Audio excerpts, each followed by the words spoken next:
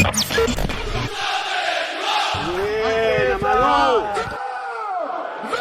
Marvin Martin comme Zizou. Il faut qu'il en garde pour la suite de sa carrière surtout. Ça c'est le lore. Et c'est parti, bienvenue à tous, très heureux d'être avec vous pour cette grande première de La Voix des Lillois. Moi c'est Tristan, vous entendrez ma voix toutes les semaines ici même.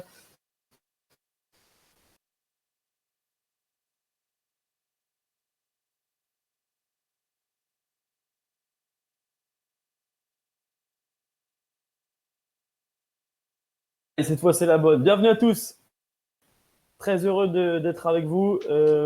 Alors j'ai un écho, Pierre, est-ce que tu peux me régler ça s'il te plaît? Pierre à la technique. Ouais, nickel. Alors je vous disais bienvenue, c'est parti, le podcast peut enfin démarrer.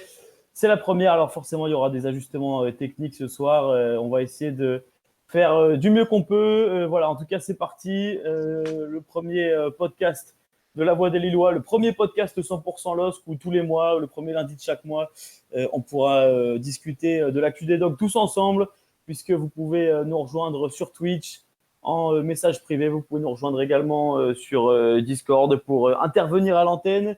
On vous le disait, tous les grands clubs ont leur podcast, hein, donc c'était largement temps que les Lillois puissent s'exprimer. Vous êtes donc bienvenus pour, on va se dire, à peu près une heure tous les lundis, tous les premiers lundis du mois ensemble. Et c'est Pierre au standard qui vous accueillera dans la salle d'attente pour ceux qui veulent venir réagir et venir parler un peu de notre club favori avec nous. Donc voilà, cochez bien la date. Premier lundi de chaque mois. J'ai le plaisir de vous présenter toute l'équipe qui nous accompagnera. Pierre, j'ai encore de l'écho hein, dans les écouteurs, si tu peux essayer de régler ça. Voilà, j'ai le retour de l'émission, donc ça va être compliqué. L'équipe qui est avec nous ce soir, on va commencer par Rémi qui est là. Comment ça va, Rémi? Est-ce que tu peux te présenter?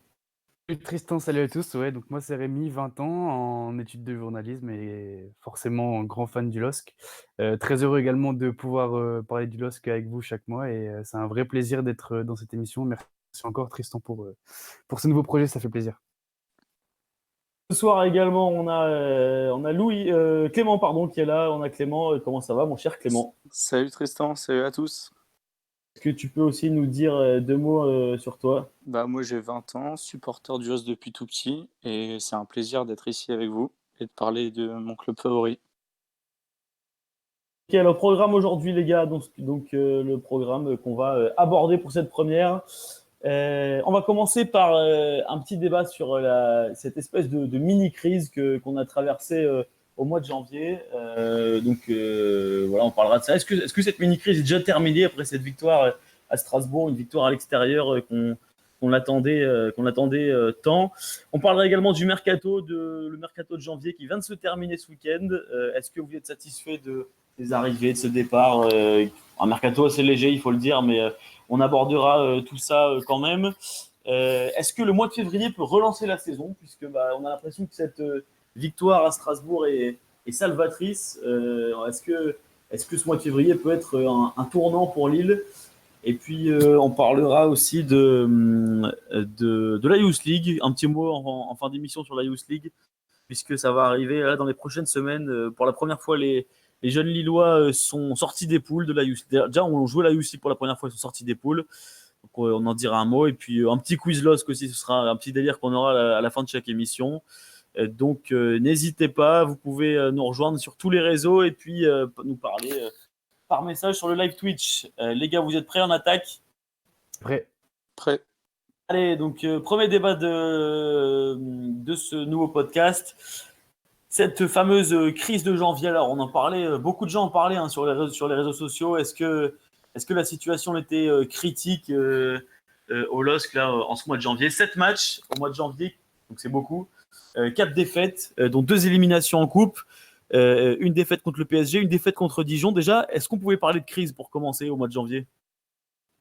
Ouais, pour moi c'était une vraie crise. On était assez peu habitués pour le LOSC à enchaîner des résultats assez médiocres comme ça, surtout en championnat où on n'a pas gagné au mois de janvier. Oui, pour moi c'était une vraie crise, même si voilà, on a fait un parcours assez tranquille en Coupe de France jusqu'à mercredi.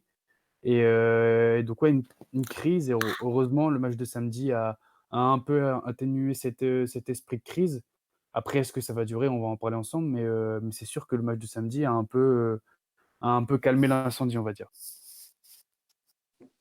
Avis, Clément, sur cette mauvaise passe au mois de janvier? Bah, on a senti une petite fracture entre les joueurs et Galtier, notamment en termes de jeu.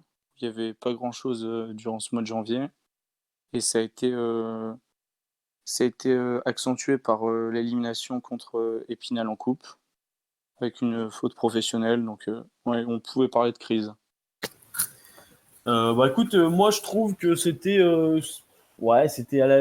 début un début d'année civile qui était un peu mal géré, mais moi j'ai du mal avec ce terme de crise parce qu'au final, tu vois, un seul match, une victoire à l'extérieur, j'ai l'impression déjà que quelque part c'est fini, on est quatrième, on n'en parle plus, tu vois, et puis si ça tombe, on gagne demain contre Rennes, et puis on fait un vrai bond vers le podium, quoi. Je sais pas ce que vous en pensez, Ouais, mais ouais, c'est sûr, mais quand tu peux dire ça parce que le championnat est très serré. Si tu avais un championnat où tu avais Monaco, Marseille, Lyon qui se détachaient devant, bah, tu aurais beaucoup plus de difficultés à sortir de cette mauvaise passe. Là, au final, je suis assez d'accord avec Clément, on jouait pas bien, que ce soit surtout à l'extérieur, on jouait vraiment pas bien, on reconnaissait pas du tout l'équipe. Là, samedi, en deuxième mi-temps, c'était quand même beaucoup mieux, même si dans le jeu, c'était pas flamboyant. On a senti un nouvel état d'esprit, des joueurs qui en voulaient beaucoup plus. Donc, ouais, peut-être que le mot crise est un peu fort, mais quand tu regardes les matchs du mois de janvier, bah, tu prends pas de plaisir à regarder le LOSC. Donc, Et on est, ouais, une très mauvaise passe. Et heureusement, le match de samedi, pour moi, voilà, c'est de meilleur augure que les matchs de janvier, c'est sûr. et on n'était pas habitué à ça depuis un an, Ça notamment aussi, ouais. avec l'année dernière. Donc ça faisait longtemps qu'on n'avait pas connu une tristesse dans le jeu comme ça. puis deux éliminations en coupe, moi, ce qui fait mal parce que ça faisait quand même quelques années qu'au au mois de janvier, bah là c'était quand même assez positif d'être encore en lice dans les deux coupes. En plus, une demi-finale, tu vois, une demi-finale à Lyon et tout, il y avait tout enfin, c'était un bel enjeu quand même pour ce début d'année 2020, etc. Et c'est vrai que c'est un sacré coup dur. Une élimination au tir au but sur un match qu'on domine légèrement face à Lyon, et puis cette élimination à Épinal qui fait carrément tâche. C'était quand même un Ouais. sacré coup massue. Ouais, c'est clair. Surtout que là, quand tu regardes, à part les 10 prochains jours, la semaine qui arrive, pardon, on n'aura plus qu'un match par semaine. Donc, le parcours en coupe, c'est sûr que ça peut t'apporter des émotions différentes, surtout les finales qui arrivent assez tôt pour la Coupe de la Ligue. Là, tu te dis qu'avec les 2 éliminations en l'espace d'une semaine, bah, tu as plus que le championnat. C'est sûr que le championnat est l'objectif numéro un. Mais le parcours en coupe, c'est toujours des émotions différentes. Et de se faire sortir, surtout contre Épinal, mercredi, ben ouais, franchement, c'est triste. Le match Et ce mercredi, c'était très, très triste, ouais. ce qui est dommage, c'est aussi qu'on avait un effectif pour tout jouer à fond et qu'au final, on se fait battre par des amateurs. C'est ça Ouais, c'est qui est clair, Ouais. dommage. c'est sûr. Et alors, il y a eu aussi la défaite contre le PSG. À la limite, on a été pas mal. On a perdu, certes. Mais bon, en face, c'est Paris. Mais bon, on a plutôt montré un beau visage, hein, mais il y a cette défaite au début du mois de janvier contre Dijon qui fait sacrément tâche. Celle-là, en plus, on a longtemps été en supériorité, pardon. Et c'est vrai que ça a sacrément mal lancé l'année aussi, hein. Ouais, ouais, ouais, c'est sûr. Surtout que après Monaco, la défaite à l'extérieur, on attendait une vraie réaction à Dijon. Tu perds à Dijon, tu gagnes ensuite à Gonfreville, bon, assez difficilement. Après, tu as 3 défaites consécutives. Ouais, c'est sûr que qu'en championnat, quand tu regardes le mois de janvier, tu te dis, bah, faut pas non plus perdre trop de matchs parce qu'on pourrait rapidement, descendre au classement avec, un championnat qui est serré comme la Ligue 1.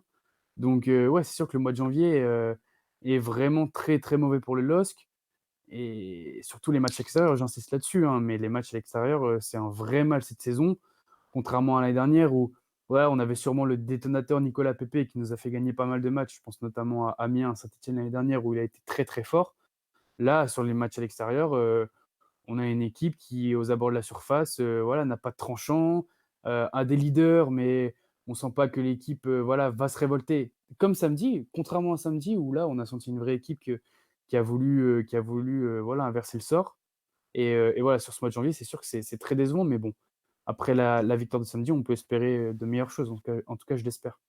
N'hésitez pas à intervenir hein, s'il y en a qui veulent venir à l'antenne. Là, vous avez qu'à venir dans la salle d'attente et puis Pierre vous accueillera et vous viendrez débattre un petit peu avec nous. Moi, je voulais quand même dire que sur ce match de Strasbourg, hein, on parle d'un coup d'extincteur dans ce début d'incendie là qui démarrait à Lille ces dernières semaines. Il faut quand même pas oublier que la première mi-temps à Strasbourg, elle est quand même assez exécrable. C'était le LOSC du mois de janvier, hein, très clairement. Il a quand même fallu aussi que Strasbourg soit encore plus mauvais que nous, ce qui était quand même pas très facile pour qu'on prenne le dessus. Mais c'est pas non plus un match référence hein, qu'on a fait à la Méno ce week-end. Non, il y a eu du mieux dans le comportement, mais pas dans le jeu, on va dire. Mais Je suis assez d'accord. Je suis assez d'accord. C'est vrai que dans le jeu, c'était pas du tout ça, mais on a quand même senti des joueurs beaucoup plus impliqués dans le comportement, dans la projection. C'est sûr que c'est pas le LOSC qu'on entend, mais pour reprendre confiance et voilà, reprendre une série comme l'espère notamment Galtier, voilà, c'est quelque chose sur lequel, en tout cas, l'équipe va pouvoir se baser pour les prochains matchs. Mais c'est sûr que j'ai été très déçu de Strasbourg en deuxième mi-temps. Ils ont absolument rien fait et on en a profité. Et pour une fois qu'on en profite, voilà, c'est une bonne nouvelle. Après, dans le jeu, c'est sûr qu'il y a encore beaucoup de choses à revoir, beaucoup de déchets encore. Bon, le terrain n'a pas aidé, mais beaucoup de déchets entre les différentes lignes de l'équipe. Donc, ouais, j'espère que ça augurera quelque chose d'autre, même si c'est un début assez solide, mais timide quand même. Que faut quand même pas omettre que sur les réseaux, il y avait pas mal de gens qui ont commencé à lire des Galtier d'émissions quand même. Hein. C'est quand même pas anodin. T'as Hein. entendu ça? Ah ouais, j'ai vu ça Oui, il y sur en les a eu réseaux. plein. Il y en a eu plein. Genre, entendre ça, c'est un petit peu sévère selon moi quand même. Faut pas, même s'il faut pas non plus se baser sur ce qui s'est passé l'année dernière et il y a 2 ans, mais Galtier nous a sorti d'une situation assez compliquée il y a 2 ans. Moi, personnellement, c'est un coach que j'apprécie beaucoup, que ce soit dans le management ou tactiquement. Il a su s'habituer au nouveau football qui est beaucoup moins un football de possession, mais beaucoup plus un football de transition. Et en ça, moi, c'est un coach que j'apprécie beaucoup. C'est sûr que dans toute équipe, de toute façon, même quand on regarde l'adversaire de demain, Rennes, ils ont fait un début de saison calamiteux et ils ont su revenir les matchs suivants. Mais chaque club a de toute façon ses périodes un petit peu plus compliquées. Là, c'est la nôtre. J'espère que ce sera derrière nous. Mais non, Galtier, pour moi, reste l'homme de la situation. Que je pense que ce que certains soulignaient sur Internet un petit peu, c'est qu'il avait peut-être pas forcément tous les ingrédients pour remotiver son groupe, tu vois. Les Tu sais, fameux leviers. Les fameux leviers, ouais. ouais, et puis tu sais, il disait que t'en avais qui choisissaient leur match, et puis au final, il disait qu'il allait mettre un grand coup de pied dans la fourmilière et mettre des jeunes, et puis les jeunes, on les voyait pas, et au final, il mettait la même équipe la semaine d'après.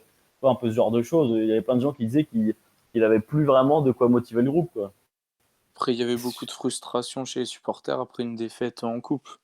C'était peut-être à chaud que leur réaction Galtier d'émission, c'était peut-être pas réfléchi. Alors, du Peut-être, coup, puis. allez, Vas-y, Tristan. vas-y, dis-moi. Et, J'ai passé autre chose. surtout, tu sais, le modèle qui est beaucoup critiqué au LOSC, le modèle de faire venir des joueurs à fort potentiel, qui, eux, vont avoir tendance à choisir leur match. Ils vont toujours chercher la lumière sur des gros matchs, sur des matchs en jeu. Et on peut se demander aussi si ces joueurs-là, voilà, un match à Épinal, un huitième de finale de Coupe de France, est-ce que ça les intéresse vraiment? Bien sûr, ils doivent avoir l'esprit club, pardon, comme essaye de l'inculquer Galtier. Mais à des moments, ils vont pas avoir 100% de motivation sur des matchs comme ça par rapport à des gros matchs. Peut-être qu'on peut se poser la question de cet esprit-là aussi. Mais même sans motivation, ça devrait suffire le niveau. Passer du niveau Ligue des Champions à Épinal, ça devrait suffire même sans motivation à gagner les matchs. Ouais, mais tu sais, regarde, souvent les joueurs d'Épinal, c'est des anciens pros ou des pros qui ont pas su, ou des jeunes de centre de formation qui n'ont pas percé. Donc au final, je dis pas du tout que c'est le même niveau, mais des joueurs qui donnent leur vie sur le terrain par rapport à des pros voilà, qui n'ont pas grand-chose à faire par moment, bah, on va dire que la balance s'équilibre un petit peu plus. Et Mm. voilà, sur deux actions en deuxième mi-temps, ben, ça fait 2 buts. Et puis après, pour revenir face à une équipe à 10 derrière, ben, forcément, c'est compliqué, quoi. Ouais. Est-ce que vous pensez que ce match, qui est au final un petit peu arraché quand même au vu de la première mi-temps, ce match à Strasbourg, est-ce que vous pensez que c'est suffisant pour stopper la mauvaise série dans laquelle on était, ou est-ce qu'il ne faut pas quand même attendre un peu avant de se prononcer? Bah, il y a eu du mieux dans le comportement, je trouve. Moi, j'ai bien aimé le discours de Fonté. J'ai bien aimé à la fin les joueurs qui se battent pour revenir en défense et s'arracher pour préserver la victoire. Mais après, dans le jeu, il n'y a rien de réglé. Il y a toujours des problèmes Oui, c'est ça, hein. devant, au milieu. Il n'y a pas beaucoup de relations entre nos joueurs. Et je trouve, moi, les joueurs très faibles techniquement. Même André, Iconé qui perd des ballons assez faciles pourtant. Je Je peux dire un trouve. mot aussi sur Sanchez, parce que au final, il avait fait un bon mois de décembre, il faut le dire, un gros match contre Montpellier, etc. Mais c'est quand même, enfin, le soufflet est quand même pas mal retombé là. Renato Sanchez, Ouais. je dirais là, il est revenu un peu dans son début de saison. Oui, enfin, ok, il fait son petit geste technique là où il est avec sa petite roulette sur le ballon, Ouais. mais je veux dire, il est pas très bon Sanchez en ce moment. Non. Je suis tout à fait d'accord. On l'a bien vu au mois de décembre, comme tu l'as dit, mais là, et Clem, tu parlais des déchets techniques, tu peux mettre Ouais, ouais. Renato Sanchez dedans, hein. Franchement, des centres ratés, des passes ratées. Voilà, on avait l'impression que ça y est, il était rentré dans sa saison, mais voilà, il est retombé un petit peu dans ses travers et on peut facilement parler de Renato sur ce point-là. Pour reprendre ta question, Tristan, pour moi, c'est encore trop tôt pour dire que le LOSC est guéri. On va à mon avis, là, les 2-3 prochains matchs vont vraiment nous donner une tendance pour savoir si on va pouvoir, repartir de l'avant et puis aussi affiner nos objectifs. Est-ce qu'on après 3 matchs, donc ça veut dire 9 points, est-ce qu'on va être à la bagarre pour la deuxième et la troisième place? Marseille est loin, Rennes est un peu loin aussi, même si on peut revenir à 3 points demain. Ou alors est-ce qu'il va falloir se focaliser sur les places pour l'Europa League? On aura une réponse après ces 3 matchs. Même pour moi, oui, c'est trop tôt pour dire si on est guéri après ce mauvais mois de janvier. J'en profite pour passer à la partie d'après, du coup. On va pas parler du mercato tout de suite. On va passer direct à la partie 3. On parlera du mercato après. Parce que du coup, ça me permet d'enchaîner. Est-ce que vous pensez que les prochaines semaines, là, les matchs qui arrivent, peuvent quand même lancer la saison, puisque bah, c'est un peu la tendance là depuis quelques jours. Sur le live Twitch, là, on a Seb qui nous dit que ce début de crise vient peut-être de la préparation estivale qui a dû être lourde et à un moment de la saison, automatiquement, une baisse de régime. C'est clair que ça peut être une explication, hein, puisque bah, Lille a quand même joué énormément de matchs. On l'a dit, au mois de janvier, 7 matchs, c'est vraiment beaucoup. Là, il n'y a plus de coupe, il n'y a même plus de Coupe d'Europe, il n'y a plus que le championnat à jouer, il n'y a vraiment que ça. Ça va forcément être un critère important pour l'état de forme de l'équipe et puis la motivation dans les prochaines semaines. Est-ce que là on n'est pas un tournant de la saison?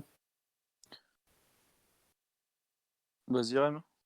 Vas-y Clem, vas-y. Bah, on dit souvent que les équipes se réveillent en février, surtout les grandes. Du coup, on va voir pendant le mois de février si ça change. Et pour moi, le match de demain, il est hyper important. Parce qu'on peut revenir sur Rennes et pas prendre trop de points de retard parce que ça fait quand même beaucoup sur Marseille et Rennes. Moi, pour revenir un peu à ce que tu disais, Tristan, c'est sûr que quand tu passes de matchs de Ligue des Champions avec des matchs aussi importants le week-end à des matchs de coupe, je fais la différence entre novembre, décembre et janvier. C'est sûr qu'il y a une vraie baisse de régime entre ces 4 mois où tous les joueurs étaient à fond et la reprise où voilà, c'est un peu un climat différent, il fait froid, c'est l'hiver. Tu vas jouer chez des équipes un peu compliquées où tout est à fond.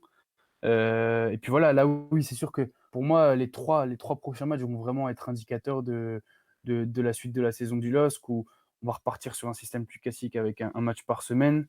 Là, vraiment, oui, ça va. Pour moi, le mois de février va vraiment conditionner la suite de la saison, en espérant qu'on reste accroché au wagon de tête. Pour moi, c'est le plus important. Demain, comme tu as dit, Clem, soit on reste à 6 points, soit on prend 9 points de retard, ou soit on revient à 3 points. C'est vraiment qui tout double pour la Ligue des Champions demain. Puis il y a quand même, enfin, oui, il va être décisif ce mois de février, notamment parce que, donc, on l'a dit, demain c'est réception de Rennes à domicile, donc si on fait un score demain, bah forcément ça va conditionner la suite de la saison. Ce week-end ensuite déplacement à Angers. Simple Là, Angers, hein. Pas simple du tout Angers, hein. Ouais, mais là, il faut prendre des points, quoi. Là, c'est le genre de match où il faut vraiment être au rendez-vous. Et puis, la semaine Marseille. prochaine, du coup, Ça, si je le dis pas de 15. bêtises, Marseille, on ouais. reçoit Marseille. D'après Galtier, d'ailleurs, ça pourrait être le retour de Léao. De Léao. Ça pourrait être Léao, le retour de Weah. Et là, ça va être un match super important à Marseille. Bon, même s'ils sont loin devant nous, mais pareil, c'est le genre de match où il faudra être là. Et puis ensuite, réception de Toulouse, hein, le 22 février. On a de la chance de recevoir 3 fois sur 4, là. Donc, faudra faire la différence. Non, c'est sûr.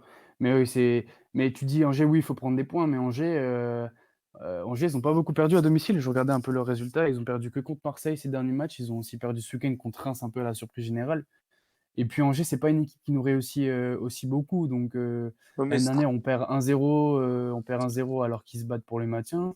Voilà, c'est pas facile. C'est sûr que c'est une équipe qu'on doit battre, mais ça va pas être aussi facile que regarder l'affiche sur le papier, tu vois. Mais oui, pour moi, oui, les 3 prochains matchs, surtout. Toulouse, ça devrait être quand même c'est une formalité.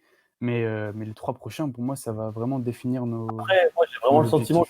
j'ai vraiment le sentiment qu'un facteur important pour que cette équipe se porte bien, c'est vraiment l'envie, quoi. Tu vois, il y a un moment, enfin, on sait qu'on a des bons joueurs. À toutes les lignes, tu as au moins un joueur qui vaut 15 ou 20 millions, tu sais, si ce n'est deux. Donc, oui, il y a de la qualité dans l'effectif. L'idée, c'est juste que tout le monde soit à bloc, soit motivé, que tout le monde soit aussi en forme, hein, il faut le dire. Mais si tout le monde est à fond, normalement, cette équipe, elle fait top 5, mais tous les jours, quoi. Elle est limite top 3, j'ai envie de dire. Donc oui, maintenant, si tout le monde est à bloc, le jeu il va revenir tout seul, hein, je pense. Ça va dérouler. C'est un peu le problème des jeunes joueurs. Tu vois, quand tu as des jeunes joueurs sur le terrain, c'est ça un peu la mission difficile de Galtier, c'est de toujours les stimuler, les motiver. Et puis, dès qu'il y a une baisse de régime, on le voit sur ces derniers matchs, voilà, ça faiblit. Mais c'est tout le petit côté un peu vicieux de cette équipe. C'est que quand ils sont pas à fond, ben voilà, ils s'assoient un peu sur les lauriers et puis ils se reposent un peu sur leurs lauriers et puis ça flanche, quoi. Malheureusement, ils ne s'inscrivent pas tous non plus dans la longévité du projet aussi, hein. C'est un peu le risque à chaque fois. Ouais, Sinon, moi, je dis quand même. il n'y a pas beaucoup d'attaches au club. Mais ça, on le savait. L'année dernière non plus, on n'avait pas beaucoup. Pourtant, on a fini deuxième. Donc, c'est aux joueurs à penser à leur avenir et préparer leur avenir. C'est la meilleure des manières chez nous. On dit là dans le live, le modèle de trading tue justement toute motivation pour le club. Forcément, hein, c'est et face à des mecs qui sont pas là pour l'amour du maillot, qui sont là parce qu'ils savent que ça va être un club tremplin. Bah ouais, hein, forcément. Après, ça peut aussi décupler la motivation parfois, hein. Quand tu te dis que dans des gros matchs ou quoi, bah tu peux te montrer, bah oui, forcément, ça peut jouer aussi. Mais bon, quand tu vas jouer à Épinal, c'est pas là que les émissaires de Dortmund ils vont venir t'évaluer, quoi.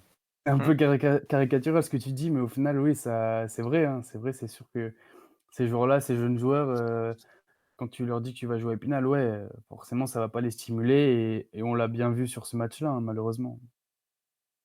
Je vous dis aussi là, Baptiste dans le live sur Twitch, un tournant oui, car le projet est de jouer l'Europe et là il faut revenir sur les concurrents directs plutôt que de les laisser filer. Et ce mois de février, comme on l'a dit, il y a Rennes et Marseille, il faut pas laisser passer ces occasions-là, hein. Et Marseille à domicile, surtout, c'est notre point fort à domicile. Et là, vraiment, il ne faudra pas flancher parce que on a fait 9 victoires sur 10, 8 victoires sur 10 plutôt à domicile depuis le début de saison. Et là, ouais, vraiment, il faudra être au rendez-vous à domicile comme depuis le début de saison. Et surtout, c'est hyper important d'être en Ligue des Champions cette année enfin l'année prochaine pour l'attractivité du club. Parce que en vrai, la Ligue Europa, elle fait pas rêver. Si on veut continuer à attirer des pépites, faut être en Ligue des Champions. Financièrement, d'ailleurs. Ouais. C'est sûr que si tu y es tous les ans, au bout d'un moment, il y aura certains joueurs que tu arriveras à garder un an de plus, hein. Ouais. Franchement, Non, c'est sûr. si jamais tu es tous les ans en Ligue des Champions, mais un mec comme Pépé, tu le gardes une saison de plus. Et puis ça change tout, quoi, tu vois, ça change toute une saison. Même au niveau de ta crédibilité avec les autres clubs européens, tu vas voir que le LOS maintenant si ça se fait, on l'espère tous, va s'installer vraiment sur la scène européenne, et puis voilà, que ce soit au niveau des joueurs, mais au niveau des instances, des autres clubs européens, bah, pour l'image du club, je trouve aussi que c'est ultra positif et ultra, obligatoire, presque, d'avoir cette régularité en Champions League et on a les moyens d'y arriver en plus. Très bien, écoutez, je vous propose qu'on passe un petit point sur le mercato, tiens, puisque bah, maintenant le mercato est terminé depuis samedi, dans la nuit de samedi à dimanche à minuit, là. Bon, c'était pas le mercato de l'année hein, pour Lille, mais il y a eu quand même quelques petits va-et-vient. Alors, pour refaire un petit peu le point, au niveau donc des départs, on a Soumaoro prêt avec option d'achat de 10 millions d'euros quand même hein, pour Soumaoro au Genoa en Italie. Soumaoro, ça faisait quand même une bonne douzaine d'années qu'il était au club. C'est quelque chose quand même de le voir partir. Je vais d'abord tous les dire et puis ensuite on pourra débattre. On a Thiago Maia, donc vous le savez, qui a été prêté avec option d'achat de 7 millions à Flamengo et 50% à la revente. On a donc retour au Brésil pour Thiago Maia qui jouait plus du tout. On a Abou Ouattara, le Guinéen, non Burkinabé, je crois, qui a été prêté au Vitória Guimarães au Portugal. Avec option d'achat, lui aussi, ça c'est un peu une surprise. 3 millions d'euros l'option d'achat, et là aussi 50% à la revente. Benzia, qui était en prêt à l'Olympiakos, qui a cassé son prêt, et maintenant qui est parti à Dijon pour 1,5 million. Et on a Kwame, le jeune défenseur, qui est prêté à 3, ou jeune milieu, je ne sais plus, qui est prêté à 3. Défenseur gauche, quoi, mais. Bah, en fait, je crois que c'est bien ça qu'il avait mis défenseur gauche, mais je suis pas sûr que ce soit son Ouais, poste. il joue au milieu de terrain à 3. Et donc, au niveau des arrivées, bah, alors là, pour ajouter Fares Balouli au niveau des départs aussi, Tristan. Ouais, parce qu'à la base, son départ était un peu avorté, puis finalement, ça s'est fait au tout dernier moment, un petit peu en catimini comme ça, mais il est parti à La Duchère, hein, comme c'était prévu. Donc, si je dis pas de bêtises, en National 2, hein, Lyon La Duchère. National. 3, hein, National 1, voilà. Bon, bah, National. Fares Balouli. Bon débat. Attends, voilà. Alors, je finis juste avec les arrivées. Ou alors, tiens, non, voilà, très bien. On va commencer par les départs. Donc, Fares Balouli, bah oui, pour le coup, bon débarras, parce que ça faisait. Il est arrivé avec Bielsa. Et puis, bah, je sais pas, il n'a pas joué sur une pelouse de Ligue 1 il n'a pas joué avec les pros depuis combien de temps? Depuis peut-être 2 ans, non? Non, plus d'un an, un an et demi, ouais, c'est clair. Bon, il avait encore son salaire qui devait un peu emmerder la comptabilité du. C'est ça. Au moins, c'est fait. Et en fait, je sais même pas ce qu'il faisait de ses journées parce que. Enfin, je crois pas qu'il s'entraînait avec la réserve. Enfin, on aura vu des photos. A priori, il s'entraînait pas avec les pros. La réserve, je suis pas sûr, mais qu'est-ce qu'il faisait en fait? C'est dingue. Je sais pas s'il est salarié du club, il doit quand même s'entraîner. C'est très bizarre, ouais, cette histoire. Il avait raté une visite médicale en plus, donc il devrait pas s'entraîner beaucoup. Semblait. Et puis bon, il y avait toujours ces rumeurs sur Balouli que bon, l'hygiène de vie, c'était pas forcément ça.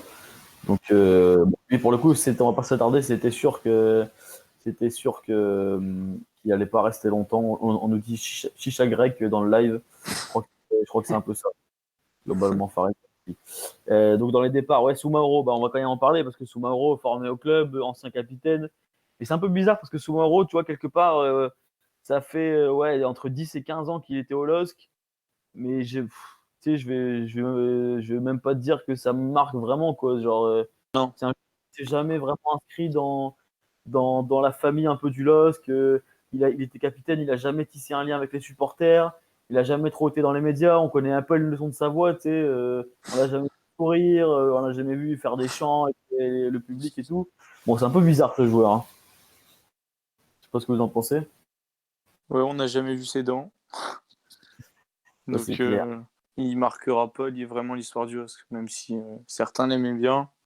Un joueur, ouais, c'est un bon défenseur. Mais, ouais, assez moyen quand même, qui faisait pas mal de fautes. Ouais, mais sur cette saison, tu peux pas lui reprocher grand-chose. Ah non, les peu de fois, il est rentré, il a été plutôt correct. C'est sûr qu'au niveau de son tempérament, c'est pas du tout un Rio Mavuba ou quoi que ce soit, mais pour un capitaine, je trouve d'ailleurs que c'était un petit peu léger de lui confier le brassard. Mais après, on n'a rien à lui reprocher de particulier. Il a été au rendez-vous quand on a fait appel à lui, mais bon, c'est sûr qu'il marquera pas l'histoire du club. Chacun son tempérament, hein. S'il est pas comme ça, c'est tout. Il va pas lancer des chants au micro du speaker, mais Ouais, mais par c'est exemple, juste qu'il est curieux parce qu'il était capitaine, quoi. contre Dijon, quand on fête le maintien, il était tout seul dans le rond central avec Amadou. Et il venait même pas voir les supporters ou pour fêter un peu. Même pas forcément chanter, mais être en communion avec le public. C'est clair, hein, c'est pas le capitaine le plus emblématique du club. Ouais. Largement. Alors, dans les départs, donc on a dit Thiago Maia. Bon, Thiago Maia, très gros salaire, hein, donc là, c'était vraiment important de s'en débarrasser. Le pauvre, il jouait plus du tout. Bon, après, je dis le pauvre, mais Très grosse déception. Ouais. c'était catastrophique, hein, Thiago Maia avec 14 millions, il était pas bon. Bon, c'est tout, hein, il fallait qu'il parte. Ah ouais. Bon, c'est tout, c'est une mauvaise pioche. Je sais pas s'il arrivera à rebondir, mais je sais Pour pas les trop Brésiliens, quoi retenir de ce joueur. Hein. les Sud-Américains, tu sais jamais, hein, c'est à double tranchant l'intégration. Lui, c'est pas du tout passé. Voilà, il parlait très peu français, il s'est pas trop intégré dans la région. Alors, je sais pas si vous savez, enfin, il avait loué une maison, mais immense, dans un petit village près de Luchin. Et en fait, il y avait tout le temps ses potes brésiliens, sa famille qui était là, donc forcément, tu sais, ça pousse pas trop à l'intégration. Je pense que le mieux pour lui, c'était qu'il reparte faire une pige au Brésil, se remettre un peu les compteurs à zéro, et puis on verra ce qu'il donne après. Hein, mais... Ouais. Puis son tout but, cas, c'était d'aller au PSG, c'est pas ça? Ouais, bah, dire qu'à la base, t'avais des plus gros clubs que nous, hein, sur lui. Ouais. T'avais des Chelsea et compagnie, hein. Ouais. Champion olympique avec Neymar et tout, il avait la cote à l'époque, hein. Étonnant, c'est étonnant. Enfin, quand on voit son niveau des 2-3 dernières années, c'est assez étonnant. Mais peut-être qu'il était meilleur que ça. Je sais pas trop. En tout cas, après, avec option d'achat de 7 millions et puis 50% à la revente. Donc là, au moins, on a sécurisé le truc si jamais il perd. Déjà, 7 millions, c'est quand même. Alors moi, Pas j'aurais mal. même. Moi, pour 5 millions, je pense que je l'emmenais sur mon porte-bagages. 50% à la revente, bon, voilà, c'est toujours ça. Donc, Abou Ouattara, bah, si vous voulez vous en dire un mot, je crois qu'il a jamais joué, hein, avec les pros Non, en match. juste pendant la préparation estivale, où il y a... Il a joué pendant le Fan Day contre la Roma. Il est rentré en jeu, mais sinon, il n'est pas rentré. C'est vrai que c'est un jeu qui est pas mal, mais ce qui est curieux, c'est qu'il y a une option d'achat, en fait. Ouais. Option d'achat de 3 millions, et puis un club comme le Victoria Guimarães, il peut tout à fait s'imposer là-bas et rester, hein, donc c'est assez bizarre. J'espère qu'on s'en mordra pas les doigts, pardon, parce que beaucoup d'observateurs du LOSC disaient qu'il avait un super niveau et qu'il avait justement le niveau pour prétendre à avoir une place dans l'équipe professionnelle. Puis Et au jouer en final, on l'a. Burkina Faso, donc bon, je sais pas ce que ça vaut, mais c'est un joueur qui pouvait tout doucement faire son trou, hein. Mais en même temps, les jeunes n'ont pas eu de temps de jeu, donc on n'en sait rien. Enfin, Après, Galtier, c'était le mieux placé pour évaluer le joueur. Il l'avait tous les jours à c'est l'entraînement. sûr, c'est Donc, sûr. s'il choisissait pas de le mettre titulaire ou sur le banc, c'est qu'il y a une raison. On me demande combien de buts il a mis avec la réserve. Bah écoute, j'ai pas l'info, mais je crois que c'est un titulaire en puissance, hein, ça c'est sûr, avec la réserve. Mais je sais pas combien de buts il a planté. Mais en tout cas, de ce que je sais, le club met, je crois, plus d'espoir en l'autre Ouattara. Je crois Ouais. que c'est Fadiga Ouattara, Fadiga Ouattara. un peu plus Celui de jeune. la Youth League. Ouais, voilà, qui joue en Youth League, on pourra en parler tout à l'heure, mais un peu plus jeune, plus petit gabarit, je crois. Mais lui, pour le coup, je crois que le club met plus d'espoir en lui. Donc, bon, on verra. De toute façon, comme on dit, les jeunes n'ont pas beaucoup de temps de jeu, donc à la limite, autant qu'ils aillent un peu s'aguerrir ailleurs, quoi. Moi, Donc, voilà. j'aurais préféré sans option d'achat, mais c'est sûr que. Ouais, moi aussi, mais bon. Et puis, bah, voilà, pour finir, dans les départs, on a Benzia. Donc, voilà, je sais pas ce que vous voulez en dire. Benzia, de toute façon, il était sur son deuxième prêt consécutif. Là, il jouait plus trop à l'Olympiakos, donc il part à Dijon. Bah écoute, moi j'ai toujours trouvé que les gens étaient vachement indulgents avec ce mec, parce que parce qu'il a l'année du maintien, il a eu le brassard de 3 fois, il allait parler aux supporters de 3 fois. Et du coup, il a eu un peu une cote un peu soudaine auprès de pas mal de Lillois, mais moi je trouve qu'il était pas terrible. Honnêtement, c'est un joueur qui est un petit peu technique, mais qui faisait pas trop la différence dans les matchs. Enfin, ça, c'est mon avis. Donc, Après, à part son premier match contre Saint-Etienne, où il marque une volée voilà. sensationnelle croisée, c'est vrai qu'il n'y a aucun souvenir, aucun moment marquant de Et Benzéo, je suis assez d'accord. je sais que les avis divergent un peu à son sujet, donc à la limite, dites-nous hein, dans le chat je sais qu'il y a plein de gens limite, qui auraient pas été contre un retour pour le mettre dans la rotation, mais moi je trouve que son passage au LOSC, il est quand même pas très positif. Il n'a pas fait grand-chose et voilà, il part à Dijon. Je pense que c'est très bien, ça, c'est à son niveau. Je sais pas ce que tu en penses, Clément. Bon, on savait même pas quel était son vrai poste, donc c'est pour dire à quel point il a marqué son empreinte le jeu lillois. Mais bon, un bagage technique correct, oui, mais bon, il n'était pas non plus hyper précieux dans l'effectif. Donc voilà. Au niveau des arrivées, donc on a 3 arrivées. Voilà, ça va aller vite parce que sur les 3, il y en a 2 qu'on connaît pas. On a Jean Onana qui arrive de l'Exoes, je sais pas comment on dit, au Portugal. Donc, c'est un tout petit club portugais. Et là, j'ai pas trop d'infos. Je sais pas si il joue quel poste. C'est un attaquant, je crois. Hein. Milieu de terrain, je crois. Milieu de terrain. Ouais, Donc, a priori, un joueur plutôt offensif, je crois. Et il arrive pour 2 millions. Donc, c'est le plus gros transfert de l'histoire de ce club portugais. Donc, a priori, écoute, c'est encore le réseau Campos hein, qui avait déniché ce mec. Et puis, ils ont aligné le chèque qui allait avec. Donc, dans un premier temps, il sera avec la réserve. C'est un joueur camerounais. Donc, là, c'est pareil. On peut pas trop se prononcer. On verra dans les années à venir. Et ça me fait penser à l'autre, l'Angolais qui est arrivé cet été, qui s'appelait Shaw. Au final, c'est un peu le même style, un jeune espoir africain, et au final, on ne l'a jamais vu. Il a été rapidement prêté. Lui, il vient pour renforcer la réserve, mais je suis un peu sceptique sur ces joueurs qui arrivent pour renforcer la réserve. Est-ce qu'ils vont vraiment avoir leur chance pour l'équipe professionnelle? Ça m'étonnerait un petit peu, mais bon, je peux me tromper. Non, mais après, le but, c'est pas de les faire jouer tout de suite. Hein. Là, il va faire une pigeodée en réserve, c'est très bien. Je sais pas quel âge il a, il doit avoir 19-20 ans, ce mec. Hein, donc, Il a 20 ans, je crois. mais c'est une voilà. belle petite somme quand même, hein, 2 millions. Ouais, c'est clair. Hein. Puis, je sais même pas si c'est un club de première division. Hein. Non, deuxième, je pense. Dixième, ouais. La réserve, sur 16, ils sont quand même 10e. Hein, donc, 10e à, si je dis pas de bêtises, attends, on regarde les points. Réserve du LOSC, ils ont 16 points. Je sais pas, c'est les combien qui descendent? C'est les 2 derniers qui descendent? En N2, c'est les 3 derniers qui descendent. Dernier sur 16, c'est beaucoup quand même. Sur 16, ouais, c'est beaucoup. Bah écoute, le LOSC, ils ont 16 points et le premier, le 14e du coup, premier relégable, il est à 15 points. Donc ce serait dommage que la réserve descende en N3 quoi. C'est Non, le cas, il y a ouais, c'est sûr. Donc c'est important aussi hein, quelque part de stabiliser un peu l'équipe B. Ils Donc, sont descendus à 2 ans, donc faudrait qu'ils se maintiennent un petit peu à un bon niveau en N2. c'est important pour les jeunes de jouer à un échelon supérieur, ça fait la différence à mon avis. Hein. Donc voilà, on verra pour ce joueur.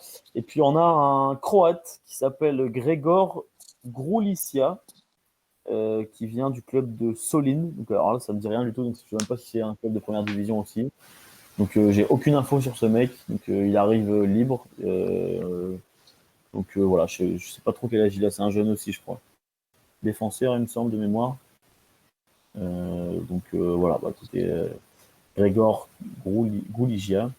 Et donc, le dernier arrivé, celui-là, on le connaît. Donc, c'est Nicolas Gaëtan qui arrive de MLS, de Chicago, libre aussi. Donc, Gaëtan, si je dis pas de bêtises, il a la bonne trentaine, non? C'est ça, 31, 32 ans. Ouais. 32 ans. Et lui, c'est un joueur qui a joué donc, au Benfica, qui a joué à l'Atlético Madrid, et puis qui est parti faire un tour en Chine dans le club de José Font à l'époque. Ils ont joué ensemble. Et puis apparemment, ils sont restés potes, c'est ce qu'il disait, parce que c'était sa conférence là aujourd'hui à Lucien. Et il disait ils sont restés très potes, et c'est Font qui l'a convaincu de venir.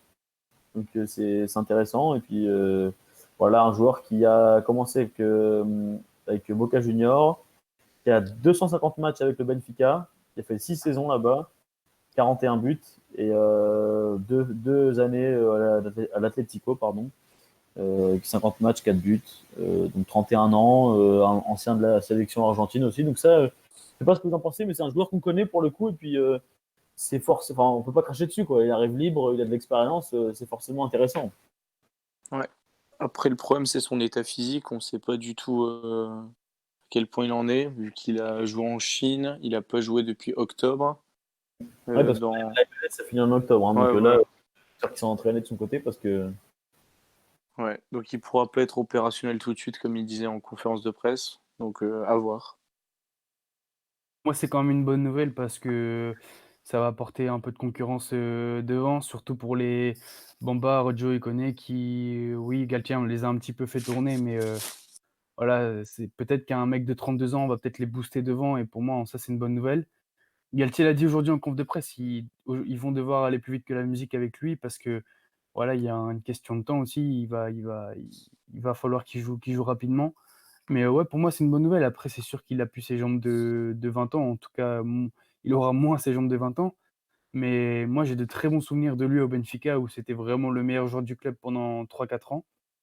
Donc j'espère qu'il aura ces talents-là. Et puis ça peut être qu'une bonne nouvelle. Un Sud-Américain expérimenté devant, ouais, pour moi, c'est cool. C'est cool.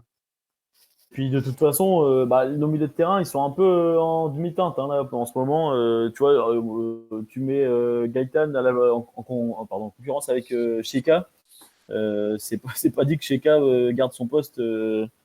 Enfin, il joue à quel poste exactement, Gaëtan? Il joue plutôt défensif, non? Avant, Non, il Gaëtan, joue c'était plus ailier. un offensif. Un C'est un ailier. 10. C'est un 10 ou un ailier, ouais. Ouais. Ah ok, moi je le voyais à la récupération ou quoi. C'est un gaucher qui a une belle patte gauche. Là, il serait plutôt en concurrence avec. Avec Bamba ou Arrojo. Ah, ok. Je Ah, et à le noter voyais pas là. il a signé pour 6 mois, donc, et c'est 1 an en option et non pas 3 ans comme l'a indiqué Baptiste sur le chat. Donc c'est 1 an en option. C'est vrai que j'étais assez étonné de la durée, mais bon, après, je pense que la direction ne veut pas prendre de risque avec lui. En tout cas, je sais pas ce que vous en pensez, mais moi, j'aurais pas été contre quelques arrivées en plus, hein. Dites-nous là dans le chat, ça aussi, c'est un truc. Ça aurait été bien de remettre un peu de concurrence dans cet effectif parce que je trouve que, notamment, en attaque, quoi, ça va pas du tout en attaque. Il faut que des mecs comme Ikoné et Bamba se sentent vraiment menacés parce que pour l'instant, on en parlait tout à l'heure. En fait, il leur faut une carotte pour qu'ils puissent se bouger un peu, mais là, sur le banc, en ce moment, il y a que Léao avec la blessure de Wea et Yazice. On a que éventuellement, j'ai dit Léao, non? Arojo. Ouais, t'as dit Léo. Je vais par Léao aujourd'hui. Non, on a que Arojo sur le banc comme solution offensive, donc moi, j'aurais pas été contre quelques arrivées. Je sais pas ce que vous en pensez. Moi, je suis pas d'accord. Je pense que recruter pour recruter, ça servait à rien. Surtout qu'on a plus de couple. On va avoir le retour de Wea. L'année prochaine, il y aura encore Yazice qui va revenir. Je pense que. Enfin, moi, je suis content. C'était juste histoire de finir la saison, quoi. Ouais, moi, je suis content du mercato. Ouais. Après, t'as Loïc Rémy qui est plutôt une doublure d'Osimhen, même s'il a joué avec lui ce week-end. Donc, tu as obligatoirement 2 offensifs sur le banc. Si tu as Wea qui revient, ça fera 3. Plus Gaëtan, s'il arrive à bien s'intégrer et à être dans le rythme, ça fera 4. 4 personnes, 4 offensifs sur le banc. Donc, ça fera même peut-être presque beaucoup. Ouais, c'est pas mal. Là. Moi, je trouve que c'est correct, mais bon, après, Wea va revenir. Ouais, la petite info sur Wea, du coup, donc, on l'a dit, ce sera a priori pour le match de Marseille. Là, il a recommencé à s'entraîner avec le groupe. Et puis, c'est assez curieux quand même ce qui s'est passé avec ce joueur parce qu'il s'est blessé au mois d'août, une blessure musculaire, je crois, et en fait, ça s'est très mal soigné. Et au final, il est parti, août, septembre, 5 octobre, mois et novembre, demi, a dit décembre, janvier, Galtier. 5 février. mois et demi. Bah là, ça fait quasiment du 6 mois. Là. C'est comme si c'était fait les croisés. Je veux dire, c'est dingue, quoi. Ouais. Le mec, il était parti. On pensait le perdre pour quelques semaines et on le revoit en deuxième partie de saison. Donc, bon, j'espère qu'il reviendra vite. Ça fera du bien au groupe, je pense. Donc, Étonnant, c'est le manque voilà de communication du club aussi autour de sa blessure. Ouais, ça, c'est un peu curieux, ça. Après, c'est Il peut-être faudrait pas qu'il rechute. Ouais, il y a ça aussi. Bon, en tout cas, voilà pour le mercato, pour l'effectif. La semaine prochaine, on mettra en place un système coup de cœur, coup de gueule. Donc, on n'a pas fait cette semaine, on le fera la semaine prochaine. Et puis, on fera un peu notre. La semaine prochaine, d'ailleurs, le mois prochain plutôt. On fera notre coup de gueule et coup de cœur chacun. Donc, ça peut être des joueurs comme ce que vous voulez, hein, comme des entraîneurs, comme les supporters, comme le speaker, j'en sais rien. Enfin, voilà. On mettra ça en place la prochaine fois. J'y pense parce que à l'avenir, je mettrai peut-être un petit Loïc Rémy, moi, dans mes coups de cœur, parce que je le trouve vraiment exemplaire en ce moment. C'est clair. Voilà, écoutez, dernier débat du coup de cette émission, et puis on fera un petit quiz vite fait pour s'amuser, un petit quiz LOSC. Débat sur la Youth League, puisque c'est pour la première participation du LOSC en Youth League. Les Lillois sont quand même sortis de leur poule, on le rappelle, avec une poule composée de Valence, Chelsea et l'Ajax, la même poule que la Ligue des Champions. Et puis, du coup, ils sont passés, ils sont sortis, donc deuxième de la poule, avec des victoires, si je dis pas de bêtises, contre Chelsea 2-0, et puis victoire contre Valence. À Valence. Je vais mettre les scores sous les yeux. Il y a une victoire à Valence, hein. 2-1, je pense. Et puis une victoire contre l'Ajax au dernier match, c'est ça, 2-1. Contre l'Ajax, ils n'ont pas gagné. Ils ont gagné 2 fois contre Valence et 1 fois contre Chelsea. Ouais, c'est ça. C'est ça. Bon, du coup, voilà. Donc, Lille qui affrontera le club de Midtjylland. C'est un club danois, non, c'est ça, ou norvégien? Club Danois. Ce sera les 11 et 12 février. Ce sera là-bas Non. et c'est un match. C'est pas un match aller-retour, c'est un match qu'un match sec. C'est un barrage. Et c'est un barrage. Exactement. Donc en fait, ils ont éliminé Zrinjski, un club bosniaque, en tour préliminaire. Donc en fait, c'est différent des équipes que l'on a vues en Youth League. Là, c'est la voie des champions. Donc c'est tous les champions de tous les pays européens qui s'affrontent sous forme de barrage. Donc en France, c'est Rennes qui a éliminé 2 clubs pour arriver au 6e de finale comme Midtjylland. Et donc le petit espoir peut-être pour le LOSC, c'est que Midtjylland n'a plus joué en compétition officielle depuis le 23 novembre. En fait, c'est la trêve au Danemark et la trêve dure assez longtemps. Donc en fait, Midtjylland rejouera contre le LOSC son premier match officiel en 2020. Ok. Bon, en tout cas, je crois que c'est un gros morceau, hein, Midtjylland. C'est un club qui fait de sa politique de jeunes une de ses priorités. J'ai pas de nom en tête de gros joueurs qu'ils auraient sortis, mais c'est pas à prendre à la légère, hein. C'est pas parce que c'est un club qu'on va pas souvent en pro que ça va être un gros match à mon avis, hein. Faut pas du tout se fier au nom du club, hein. Je me souviens, il y a quelques années, Middlesbrough qui faisait des percées aussi dans cette compétition. Il y a Derby County, là, j'ai vu aussi en Angleterre en 6e, donc il faut vraiment pas se fier au nom du club. Et pour moi, ça va être très difficile, surtout à l'extérieur. Les 19 sont un peu en difficulté cette année, 10e en championnat, 8 défaites en championnat, une élimination en Gambardella aussi contre Orléans. Donc pour moi, ils sont même pas favoris pour ce match. Exactement. Alors, on a un auditeur un fan là qui attend au standard, donc on va le prendre tout de suite. Je crois que c'est Thibaut qui est là, si je dis pas de bêtises, que Pierre a pris au standard. Thibaut, 26 ans. Est-ce que tu nous entends, Thibaut? Salut, vous m'entendez? Thibaut. Salut. Et ouais, on t'entend très bien. Écoute, t'es le premier supporter à venir dans ce podcast, hein, donc écoute, bienvenue à toi. Grosse responsabilité, du coup. Ouais, Merci. Toi, tu voulais nous parler d'un jeune. Alors, je t'ai fait passer dans cette partie de l'émission parce que, de mémoire, je crois qu'il est avec la Youth League, si je dis pas de bêtises, mais c'est Kogalan, il joue bien avec la Youth League. C'est ça. Ouais. C'est ça. Toi, tu voulais nous parler de Kogalan, positivement ou négativement? Alors, je vais surtout vous interroger pour savoir déjà comment vous avez appris son annonce, comment on vous l'a vendu. Et je crois que ça va faire 1 an au club. Et qu'est-ce qu'il va devenir et quelle performance on entend de lui? De mémoire, il est arrivé été 2018, hein, c'est ça? Ouais, il me semble que c'est ça aussi. Ouais. C'est ça. Écoute, moi, pour tout te dire, je t'avoue qu'il a été survendu partout comme un énorme crack du foot mondial, hein. Un 16 ans qui arrive de Valence, etc. Je sais pas, les autres, vous avez entendu ça un peu, ces échos-là? Ouais, j'ai entendu un peu comme toi, Tristan, pareil. Ouais. Pareil. Sur le compte Twitter du LOSC, c'était genre un grand espoir du football, signe à Lille et tout. Pisté par le Galan, Barça. La grosse rue. Et du Après, coup, je veux dire, la question qui vient ouais. ensuite, c'est Bah, qu'est-ce qu'il devient? Qu'est-ce qu'il devient? Là, Bah, une saison et demie plus tard, j'ai pas l'impression qu'il casse la baraque non plus. moi, je l'ai vu contre l'Ajax à domicile, donc il était remplaçant. Ah, ensuite, il Ouais. rentre en deuxième mi-temps. En fait, c'est un joueur hyper technique, très fort avec le ballon. Mais son problème, c'est qu'il est trop petit et trop frêle. Il se faisait bouger et il n'arrivait pas à conserver le ballon réellement. La Après, je veux dire, difficulté pour ces jeunes-là, c'est de jongler entre la N2 et les 19. C'est un petit peu difficile. Il a fait pareil aussi des apparitions en N2. C'est pas du tout les mêmes confrontations, c'est pas non plus le même niveau d'exigence. Donc à mon avis, c'est un peu dur pour lui de se construire entre ces 2 équipes-là. Pour moi, il a pas encore même si j'ai pas d'infos là-dessus, il a pas du tout trouvé son rythme pour même s'installer chez les pros, hein, c'est sûr. je t'avoue que bon, moi je regarde pas trop les matchs de la réserve. Enfin, je regarde pas les matchs de la réserve d'ailleurs. Je vais pas à Luchin. Mais après, je veux dire, ce mec-là, il a jamais demandé non plus à être survendu, tu vois. Genre, c'est pas de sa faute. C'est un peu le cercle vicieux des médias qui fait que le mec, il a sûrement fait des grosses saisons quand il était en U17 ou en U19 à Valence. Puis il vient quand même de Valence, une grosse école de foot. Ouais. Mais, euh, mais bon, il faut lui laisser le temps.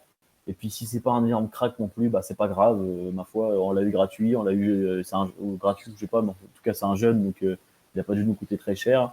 Mais il faut pas non plus l'accabler de louanges et de, tu vois. Ouais, non, c'est clair. Je suis assez d'accord avec vous, mais en fait, c'était ce point de vue-là, déjà, on part d'un joueur où on nous a rendu ça à 16 ans, superstar, et je trouve que ça reflète vachement maintenant la politique du club, Totalement. où on prie pour faire de la plus-value, et tout à l'heure, ce que je vous disais un petit peu dans le chat sur les débats précédents, c'est que, bon, je dérive un peu, hein, désolé, mais c'est qu'on Vas-y, perd, je vas-y. trouve, un petit peu l'ADN du club, on l'a perdu, cette authenticité où on joue avec des bonnes mères, avec des cabailles. Enfin, bonne mère, c'est un exemple bidon, mais du cabaye, du Debuchy, plus tard, bien avant, du Brunel, du Sigan, enfin des mecs du cru, quoi. Et fait chier, Ouais, quoi. ouais, Voilà. mais Thibaut, Non, mais c'est clair, hein. Mais tu sais que ce que tu dis, t'as plein de gens qui pensent pareil. C'est un peu dommage. C'est pour ça que très bien qu'un mec comme Alexis Flips ou quoi fasse une bonne Ouais. saison en Ligue 2 là, et puis que l'année prochaine, on commence tout doucement à l'intégrer au groupe. Mais c'est clair que c'est. Je peux pas te dire que je suis pas content de voir un LOSC compétitif avec des bons joueurs, ouais. etc. Mais au fond, tu sais, on aimerait bien voir un nordiste percé. Je sais pas, vous êtes d'accord Un les autres? Dumont. Un Dumont, même un mec remplaçant, tu vois. Un Dumont. Parce qu'on avait Soumaro, comme vous disiez tout à l'heure, 12 ans de club, mais ce mec-là, il laisse aucune empreinte.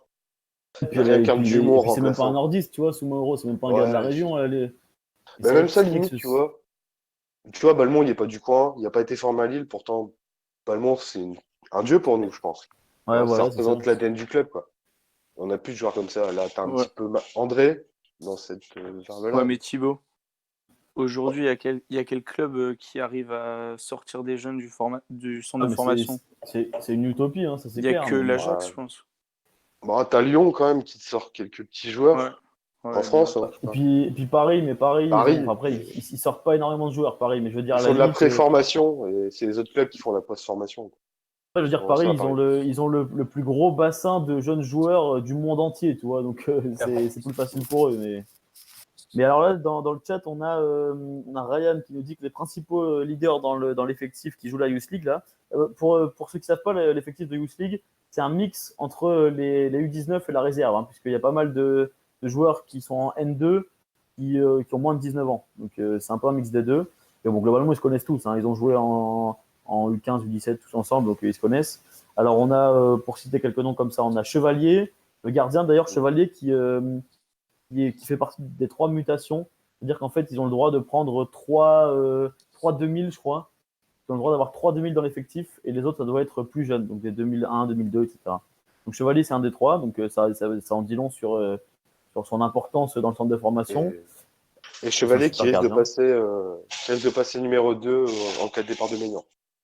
Et moi, je t'avoue qu'aussi, ouais, dans les infos que j'ai eues, il a vraiment toute la confiance du club et le Ouais. club espère vraiment l'intégrer petit à petit et en faire potentiellement un candidat au poste de gardien quoi, dans les années à venir. Mm, mm. On a Nias qui est le On a capitaine de eu l'équipe. Nias, milieu de terrain. Donc lui, je crois qu'il a, le Stade Rennais qui est sur lui, donc faudrait pas trop tarder à lui donner un peu de temps de jeu parce que c'est un bon joueur aussi. Ouais, vas-y. Et sur Instagram, il a dit qu'il voulait absolument jouer, apparemment. En plus, ouais, mais tu sais, à cet âge-là, les mecs quand ils savent qu'ils sont bons, Ouais, ils comme ont qu'une Flips. hâte, c'est de jouer. Hein. Ouais, exactement. Puis après, globalement comme ça, on a des mecs comme Nlandou, Bardelli, Fadiga Ouattara aussi, on en parlait un peu tout à l'heure, qui est pas mal. On a le petit Agibou Camara aussi, un attaquant qui est pas mauvais. Donc voilà, tout ça, c'est des joueurs qu'il faudra suivre. Mais globalement, après, il n'y a pas non plus à rougir face à une équipe comme Midtjylland. Il n'y a rien n'est dit que le LOSC ne pourra pas tenir tête à un club comme ça et faire un beau parcours. Hein. C'est sûr, il n'y a rien à perdre. Enfin, c'est une première pour le club. Maintenant, faut tout donner. Mais c'est vrai que surtout dans ces catégories-là, quand tu joues à l'extérieur, ça me paraît toujours plus difficile qu'à domicile, encore plus que chez les professionnels. Donc c'est sûr, faudra pas y aller battu. Mais pour moi, ça risque quand même d'être difficile. Mais faudra quand même que les jeunes y aillent à fond. Surtout que la saison est pour l'instant ratée. Donc là, il y a plus rien à perdre, quoi. Voilà, globalement sur la Youth League, bon, de toute façon, on va pas refaire le match avant qu'il soit joué. Donc voilà. Bon, écoutez, très bien pour ce débat. Donc on rappelle la Youth League. Alors la date, c'est le. Est-ce que quelqu'un l'a 12 sous les février. yeux 12.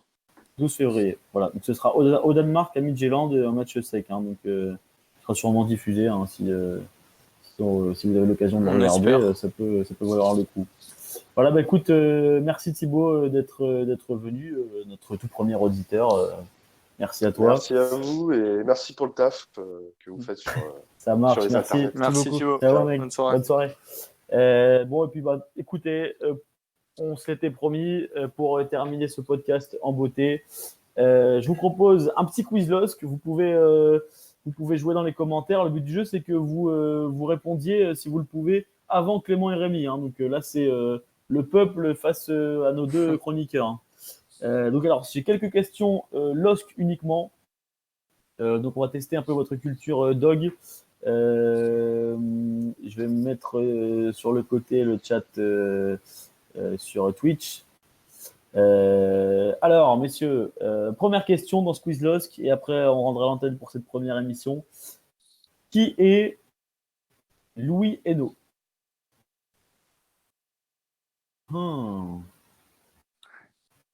Ça vous dit quelque C'est Rami. chose? Absolument pas. Le premier coach du LOSC. Non, mais c'est dans ces eaux-là. Alors, je vous fais confiance, pas d'internet. Malheureusement, Bien sûr. malheureusement, nos auditeurs, je pourrais pas vérifier. Premier président. Premier président du LOSC, excellente réponse. Premier président du LOSC, Louis Hainaut, qui se faisait appeler pour la petite histoire alors je crois que c'est Louis XIV, un truc comme ça, parce que c'était un président genre hyper puissant, qui gérait tout, etc. Un peu à la Ola, c'était. Et c'est lui qui a fait la fondation du LOSC en 44. Voilà, donc un personnage hyper marquant dans l'histoire du club. Tiens, je viens de voir que Pierre au standard est en train de nous rajouter sur le visuel une petite partie quiz LOSC. Merci Pierre. Deuxième question du coup, donc c'est Rémi qui a bien répondu. Deuxième question, donnez-moi chacun l'année, chacun me donnez une année d'inauguration du stade Grémont-Pré-Joris. Vous me donnez chacun une année, c'est le plus près qui gagne. Malheureusement, celui qui répond en premier, il n'y aura pas l'influence du deuxième, mais 85. Vas-y. 85, Clément. Ouais. 79. 79, Rémi. Eh bien, c'est 1975. Donc, le plus proche, c'est Clément, c'est ça? Non, Rémi. Rémi, ok. 28 octobre. Avec les voix, Tristan. Ouais, non, mais parce que je lis en même temps mes questions. 28 octobre 75, du coup. C'était un Lille-Feyenoord, le début de Grémont-Pré-Joris. Et Grémont-Pré-Joris, donc, qui a été détruit ou que le LOSC a quitté en 2004, si je dis pas de bêtises. Hein. Ouais, c'est ça. Voilà. Quel club, pour la troisième question, quel club a éliminé, on parlait des jeunes, a éliminé Lille en Gambardella il y a 3 semaines? Orléans. Orléans, Rémi, bonne réponse. Bonne réponse de Rémi. Orléans, ça faisait un partout. Et puis victoire 4-2 au tir au but. C'est un peu dommage, hein. D'ailleurs, ça fait un petit moment que Lille n'a pas vraiment performé en Gambardella. Ce serait intéressant qu'on ait un beau parcours entre ces quatre. Après, moi, à choisir, je préfère d'ailleurs un beau parcours en Youth League qu'en Gambardella. Je sais pas ce que vous en pensez. C'est mais- sûr. C'est sûr. C'est sûr. Donc voilà, c'était les 32e, je crois. Voilà Ouais. pour la Gambardella. C'est ça. Quel est le nom de l'adjoint de Christophe Galtier? Ah. Paolo quelque chose. Non. L'adjoint de Christophe Galtier, dites-nous dans le live si vous l'avez dans le chat.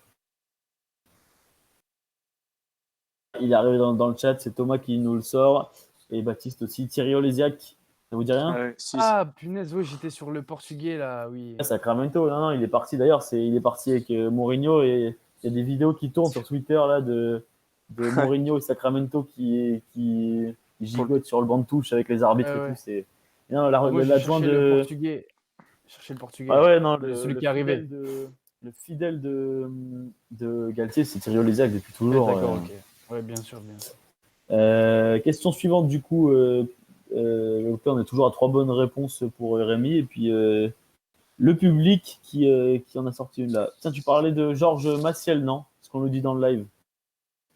Georges Maciel, c'est pas ça? Ouais, ça doit être lui, ouais. c'est celui qui vient d'arriver. Ouais, c'est ça, Voilà, cherchez lui. Question suivante, du coup. Face à qui les Dogs disputeront-ils leur dernier match de championnat cette saison? Bordeaux. Putain, t'es chaud hein, sur les calendriers. Non, mais ça, c'est de la triche. C'est de la triche parce que, pour l'anecdote, je passe mon dernier concours là-bas, du coup, je vais pouvoir aller voir le match. Voilà, c'est pour ça. Ah, c'est pas de la triche, ma foi. C'est Et à ma Bordeaux. foi, ça fait partie du jeu. Bordeaux, 23 mai, c'est à Bordeaux, effectivement. On termine encore une fois à l'extérieur. Voilà, la réponse était arrivée également dans le chat. Bordeaux, bien joué. Tiens, on en parlait tout à l'heure. Avant-dernière question. Thiago Maia qui vient de s'engager en faveur de Flamengo. Mais quel est son club formateur au Brésil? C'est pas Flamengo. Sao Paulo. Alors, je vais vous demander le nom du club, pas de la ville. Corinthians. Mais c'est la ville de Sao Paulo, si je dis pas de bêtises. Nom du club. Vous le connaissez, le nom du club? Non. Ouais, c'est bien Sao Paulo, je viens de vérifier. Gros club brésilien qui a vu sortir des cracks, notamment un crack, notamment deux énormes cracks. Santos, exactement, Santos. Ouais, Santos, le club de Neymar et de Pelé, accessoirement quand même. Hein. Ouais. Et de Thiago Maia, du coup, 3 énormes cracks du foot mondial. Voilà, donc je sais pas s'ils sont connus là-bas, les deux, Neymar et Thiago Maia. Je crois qu'il est plus âgé de Neymar. Donc Santos, effectivement. Dernière question. Allez, on va voir si vous avez un peu de culture LOSC. Citez-moi une joueuse de l'effectif féminin du LOSC. Megan Jackaton. Tu dis quoi? J'ai dit Megan Jackaton. Megan Jackaton. Défenseuse, je crois. Je la connais pas, mais là, je regarde l'effectif pro. C'est l'effectif pro. C'est l'effectif numéro 1. Je crois bien, ouais. Megan Jackaton. Dites-nous dans le live là si vous la connaissez. Moi, ça me dit rien du tout. Et je l'ai pas dans ma liste. On en a plein qui arrivent. Si Megan Jackaton, bah écoute, il est dans le live, donc c'est que ça doit être bon. Megan Jackaton. On a aussi Dufour qui arrive. On a Polito. On a ça arrive Bouquillon. Il y en a qui sont connus quand même, certaines. On a De Meyer. C'est pas la capitaine De Meyer? Couterel, Ouais, c'est De Meyer, c'est les deux Belges, il me semble. Launay, c'est la gardien de but. Bon, voilà. C'était pour voir si vous suiviez un petit peu les féminines. Bon, bah écoutez, messieurs, ouais, Rémi. Il y avait celle qui était connue, l'attaquante l'année dernière. Je sais plus comment elle s'appelle. Une blague, non? Ouais. C'est elle, ouais, je sais plus son nom. Sarr. Oulay Sarr, c'est pas ça? Ouais, ça. Ouais, c'est ça, ouais. Elle est partie en première division, je crois, hein, dans quel club. Bon voilà, c'était voilà pour ce quiz. Hein. Donc je crois que c'est une victoire de Rémi pour ce premier quiz. Merci à tous, hein, en tout cas ceux qui parlent là dans le live. N'hésitez pas pour les semaines à venir, les mois à venir, n'hésitez pas à carrément venir à l'antenne, hein, comme Thibaut tout à l'heure. Ça fait plaisir toujours. Vous pouvez venir débattre avec nous. Vous dites ce que vous voulez, à condition bien sûr dans les limites du raisonnable, hein, mais on peut débattre de ce que vous voulez. Donc voilà, n'hésitez pas. Merci les gars d'avoir joué le jeu, hein, Clément et Rémi, pour cette première. Merci Bah, à de toi, rien. Tristan. Merci à tous. Merci à Pierre, hein, qui faisait le boulot un peu C'est dans Pierre. l'ombre là depuis le début, qui a géré un petit peu toute la partie technique, les visuels, qui s'occupait des auditeurs, etc. Donc merci à tous. Et puis on essaiera de faire ça une fois par mois. Donc notez bien le premier lundi de chaque mois, sûrement vers 19-20 heures. On sera peut-être un peu plus nombreux. On aura Félix qui rejoindra l'équipe à la prochaine émission. N'hésitez pas également donc, à partager les podcasts, à partager tout ça. Vous retrouvez énormément de podcasts sur le site du Petit Lillois très prochainement. En tout cas, on était super content de faire ce projet pour commencer là ce soir. C'est la première fois qu'il y a un podcast à Lille sur le LOSC, donc c'est vraiment un honneur de faire ça avec vous. Le but du jeu, c'est vraiment que ce soit votre podcast, que vous fassiez le truc avec nous, le programme, ce que vous voulez. Limite, si vous voulez venir faire le quiz avec nous, il n'y a pas de souci. On parle de ce que vous voulez, je le répète, donc n'hésitez pas. Tous les clubs avaient quasiment le leur, hein, Paris, Marseille, Bordeaux, ils avaient tous leur podcast. Donc voilà, on est content de lancer ça ce soir avec vous. Voilà, merci, j'ai fini de parler pour aujourd'hui. Ciao les gars. Et puis du coup, on se dit à dans un mois pour la deuxième. Et Ciao, allez, le salut. LOSC. Allez le Salut LOSC, à tous. salut. Ciao.